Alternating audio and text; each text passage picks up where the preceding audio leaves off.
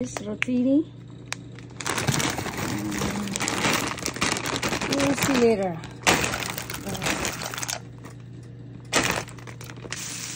Okay, nagisa ako ng bawang, sibuyas, onion and garlic, and then naglagay ako ng tuna. Nagisa natin yung tuna.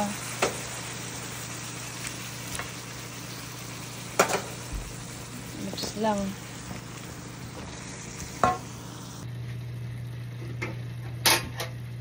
I'm making pesto tuna pasta. So mix it together.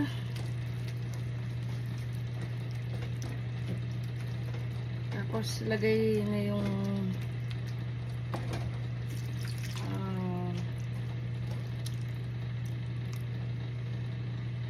mushroom.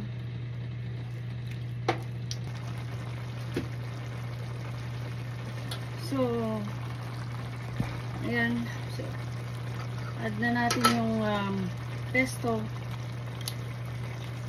Siguro mga 2 cups. 2 cups, sorry. 3 spoon. 3 spoon of pesto pasta tuna. This is, there you go. I didn't put anything else. I just put black pepper. That's all I need. So, kasi malasa na yung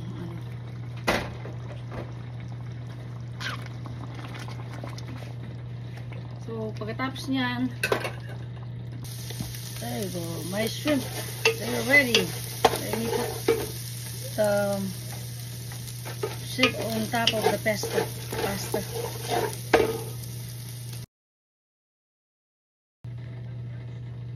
There you go. So this is already cooked. I'm just gonna put my shrimp on top of it.